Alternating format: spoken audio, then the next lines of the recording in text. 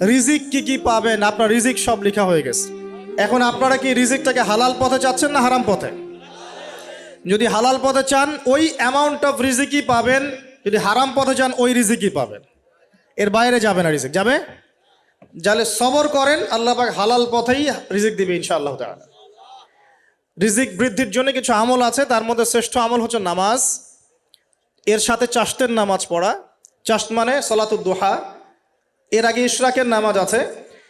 রিজিক বৃদ্ধির জন্য আত্মীয়তার সম্পর্ক বজায় রাখতে হয়, আত্মীয়তার সম্পর্ক বজায় রাখলে রিজিক প্রশস্ত হবে। বেশি বেশি যে আল্লাহর জিকির করে এবং কোরআন তেলাওয়াত করে তার রিজিক বাড়ে আলহামদুলিল্লাহ, এবং যে আল্লাহর রাস্তায় খরচ করে তার রিজিক বাড়ে ইনশাআল্লাহ।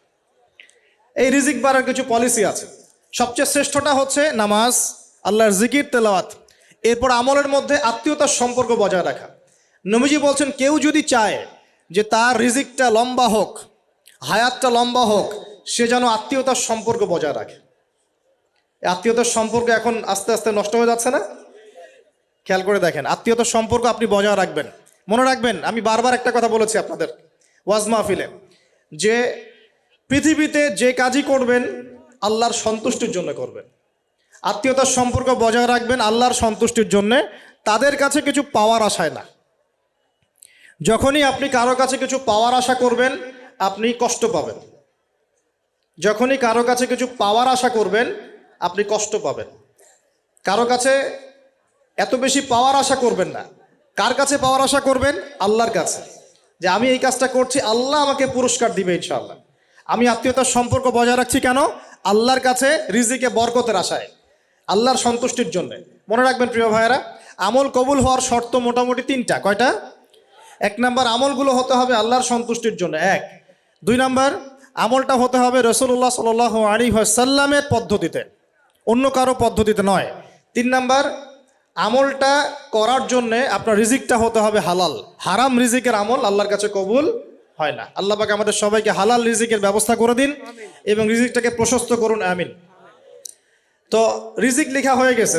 তিন নাম্বার লেখা হয়ে গেছে এ ব্যক্তি কি কি কাজ করবে দুনিয়ায়, এ ব্যক্তি দুনিয়ায় কি কি কাজ করবে সব লেখা হয়ে গেছে। এখন যদি একটা চোর বলে যে আল্লাহ পাক আমার তাকদিরে লিখেছিলেন যে আমি চুরি করব, তাই আমি চুরি করেছি। এখন যদি একজন ধর্ষক বলে আল্লাহ আমার তাকদিরে লিখেছিল যে আমি ধর্ষণ করব, তাই ধর্ষণ করেছি। এখন যদি যারা এই জনগণের কিছু সম্পদ আত্মসাৎ করে খেয়ে ফেলছে তারা যদি বলে আল্লাহ তাকদিরে লিখছিলেন জন্যই দুর্নীতি করেছি, তাহলে কথাটা কি হবে? গ্রহণযোগ্য হবে? এখন যদি দলিল দেয় তাকদিরে তো লেখা ছিল। এই আকিদাটার নাম হচ্ছে জাবারিয়া আকিদা। কি আকিদা? জাবারিয়া। এমন একজন ব্যক্তি উমর রাদিয়াল্লাহু আনহুর দরবারে এসেছিল, চোর চুরি করেছে, ধরা পড়েছে। উমর রাদিয়াল্লাহু আনহু বলেছেন হাত কেটে ফেলো। তখন সে বলছে যে আমার হাত তো কাটা যাবে না। কেন? আল্লাহ পাক তাকদিরে লিখেছেন আমি চুরি করব, তাই চুরি করেছি। তো উমর রাদিয়াল্লাহু আনহুর সামনে এই কথাটা বলেছে। আর উমর রাদিয়াল্লাহু আনহু কি বিচক্ষণ মানুষ ছিলেন না বোকাশোকা ছিলেন? বলেন, তার মতো শাসক পাওয়া যাবে?